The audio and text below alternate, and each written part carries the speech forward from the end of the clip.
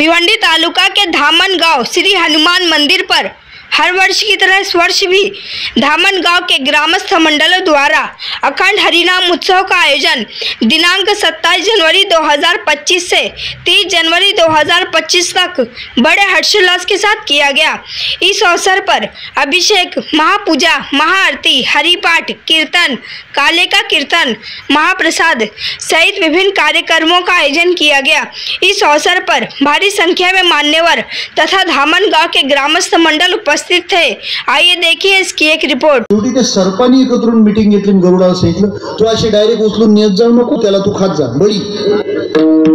गरुड म्हणतो महिन्यातून नाही दररोजचा पाहिजे। आता काय मत्स्य राजा आणि मत्स्य राणी यांची लीला सुरू होती, त्यांचं मैथून सुरू होतं, त्यांची कामक्रीडा सुरू होती आणि ती सुरू असताना खाली बसा विठ्ठला विठ्ठला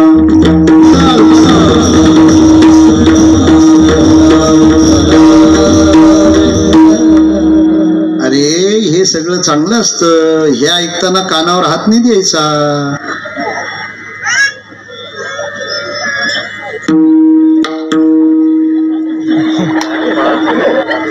जातो काय येतो काय नेमकं म्हणजे पक्षात राहा तरी नाही तो सोडा तरी विठ्ठला।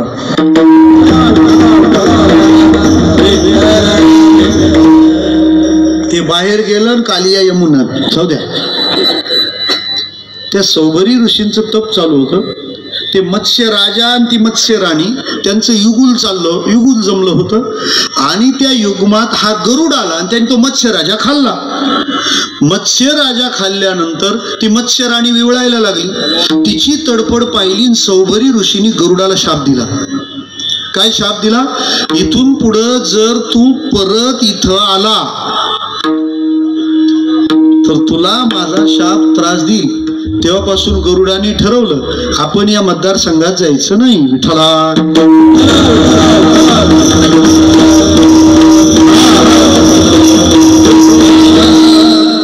बरं झालं फिल्टर होऊन येते आता हवा, आणि तुम्ही जरी हसल्याशिवाय वेगळं काही करू शकत नाही विठ्ठला विठ्ठला।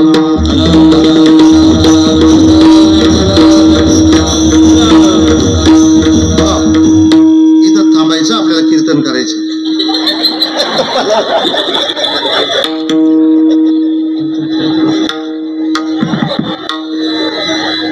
काय करतो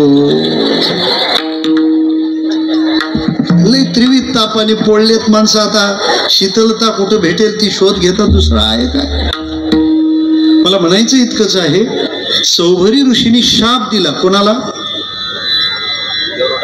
तुम्ही गरुडाकडेच लक्ष द्या जरा विठ्ठला विठ्ठला।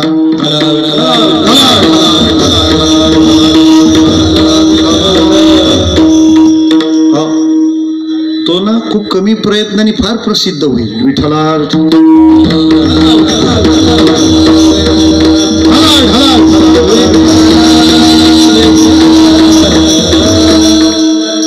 पोरही अशी गोष्ट आहेत का ती नीट बसत नाही ना आपल्याला काढून देता येत नाही, कारण ते जर निघून गेले तर या परंपरा पुढे चालवायच्या कोणी विठ्ठला विठ्ठला।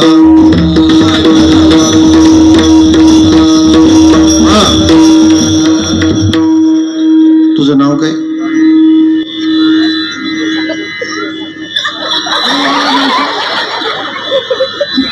त्याची आई घाबरत असेल, बाबा होतं का काय इथं गेलंय, आता बाळबे घातली तर आपलं म्हातारपणी हाल व्हायचे विठ्ठला।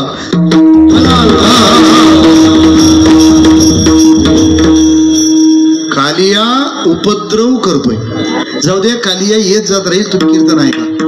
त्या गरुडाचा विचार या पद्धतीनं दिला आणि दिलेला तो विचार चिंतामग्न झाले कोण? गरुडची, की पुन्हा आपल्याला तिथे जाता येणार नाही। आणि नियम असतो काय, भांडण झाल्यावर आपण कोणाकोणाला फोन करतो? पहिलं ज्याच्याशी भांडण आपलं झालंय त्याचं आणि कोणाचं पटत नाही आपण पहिला फोन त्यांना करतो। मग ते पण म्हणतात मग मी सांगत होतो ती माणसा तशीच। कालियाने काय केलं? सौभरीने शाप दिलाय गरुड येणार नाही कुठे? यमुनेच्या, आपण तिथं जाऊन राहू, त्यामुळे गरुड काय आला नाही। पण माणसं जरा कम्फर्ट झोन मध्ये गेली का त्यांची जात दाखवतात विठ्ठला।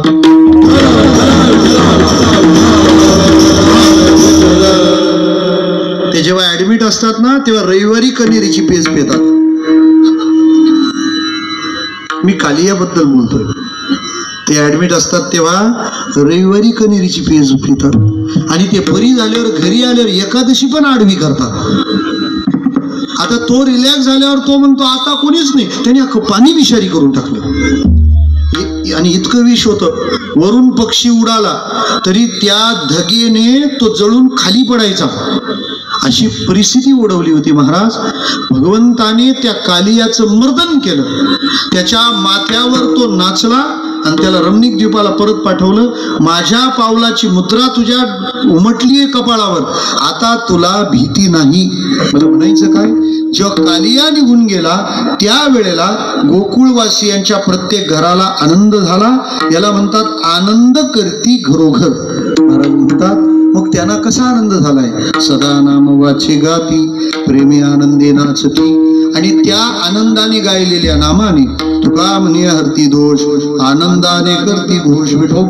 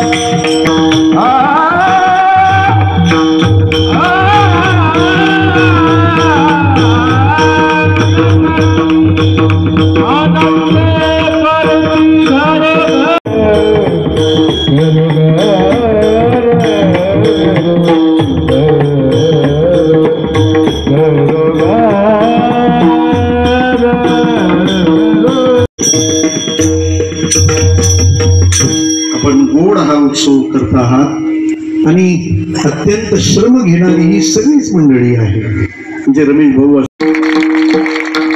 समाजाची पदातून समाजाला समर्पित करावी यासाठी नेतृत्व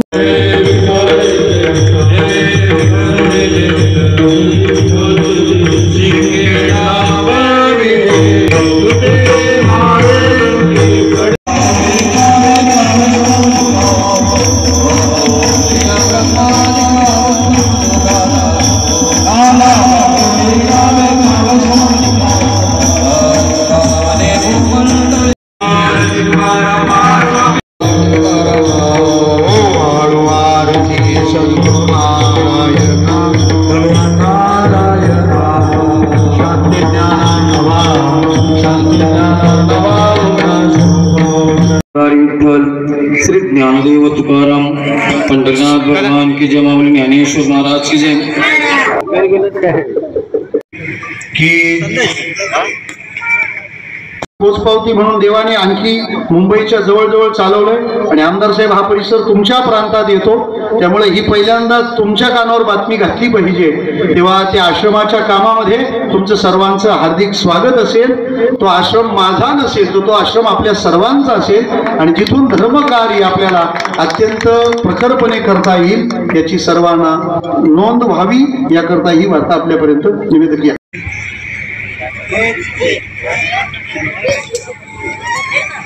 कुंडली कवडदार विठ्ठल श्री ज्ञानदेव तुकाराम. तसे देश मार्गे पुंडलिक गोरधारी विठ्ठल श्री ज्ञानदेव तुकाराम पदांगे पुंडलिक गोरधारी विठ्ठल श्री ज्ञानदेव तुकाराम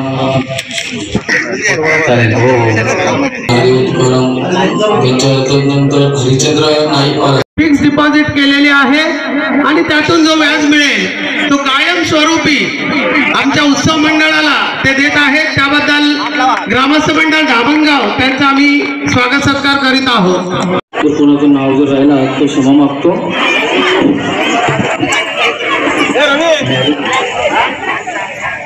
मॅरिकी लॉजिस्टिक्स यांच्याकडून आपल्याला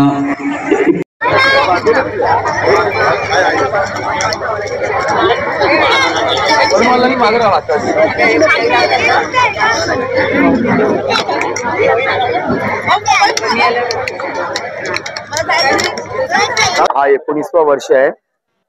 भाषाप्रभू जगन्नाथ पाटील यांच्या मार्गदर्शन सुरू असलेला अखंड हरिनाम उत्सव श्री क्षेत्र धामणगाव जवळजवळ आम्हाला 19 वर्ष झाली आणि सर्व गावकऱ्यांचा आम्हाला याच्याबद्दल मदत होते. किंबहुना प्रत्येक गोष्ट सहकार्याने होते आणि प्रत्येक क्षेत्रातली माणसं असतात. दुसरी गोष्ट अशी की राजकीय असू दे किंबहुना पारमार्थिक असू दे सर्व राजकीय पक्ष सुद्धा एकत्र येतात आणि आमच्या गावातला सोहळा म्हणजे दिवाळी दसरा आमच्यासाठी आहे.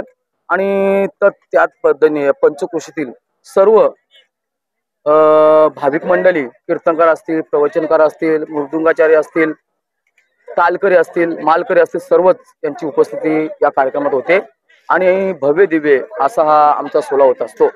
पूर्ण ग्रामस्थांची 100% आम्हाला सहभाग होतो आणि साथ पण मिळालेली आहे. वित्त पैशाची गोष्ट असू द्या, अन्नाची गोष्ट असू द्या किंबहुना श्रमदानाची गोष्ट असू द्या, तिन्ही बाजूनी गाववाल्यांचा असं आम्हाला सहकार्य होत असतो. पूर्ण जवळजवळ 100%च बोलावं लागलं आम्हाला. घरात कोणीच थांबत नाही. पालखी असू दे किंबहुना कीर्तन असू द्या सर्व ग्रामस्थांची उपस्थिती असते 100%. आमच्या हा धामणगावातील अखंड हरिनाम उत्सव 2025 आज या उत्सवाचं इथे सांगता होत आहे. या उत्सवाला 19 वर्ष पूर्ण झालेली आहेत. आमच्या परिसरातील भिवंडी तालुक्याचं जे वैभव आहे भाषाप्रभू जगन्नाथ महाराज पाटील यांच्या मार्गदर्शनाने हा उत्सव आमच्या या गावात सुरू झाला आणि त्यामुळे गावात आमूलाग्र बदल झाले. देव देश धर्मासाठी सर्व तरुण मंडळी असू द्या, आमची वारकरी मंडळी असू द्या, हे नेहमीच या उत्सवासाठी खूप तनमन धनाने कार्य करत असते. आणि हा उत्सव कालच्या दिंडी सोहळ्याला तर कमीत कमी 2,000 ते 2,500 लोक होती आणि भंडाऱ्याला देखील तेवढीच लोक उपस्थित होती. तसेच आता कालाचं कीर्तन झालं त्यानंतर देखील महाप्रसादासाठी कमीत कमी 1000 लोक आज येथे उपस्थित झालेली आहेत. आणि आमची एकच इच्छा आहे की या गावात या उत्सवामुळे चांगली एकी असू द्या, सामाजिक सलोखा चांगल्या प्रकारे राहिला पाहिजे, हीच आमची या उत्सवातून अपेक्षा आहे. आज तर कीर्तनासाठी आणि या उत्सवासाठी आपले लाडके आमदार शांतारामजी मोरे साहेब, पंडित पाटील साहेब तसेच इतर राजकीय मंडळी उपस्थित राहिले. त्यांनी देखील महाप्रसादाचा लाभ घेतला आणि आमच्या कार्यक्रमाची शोभा वाढवली. त्याबद्दल मी सर्व वारकरी बंधूंचे आणि सर्व जनतेचे आभार मानतो.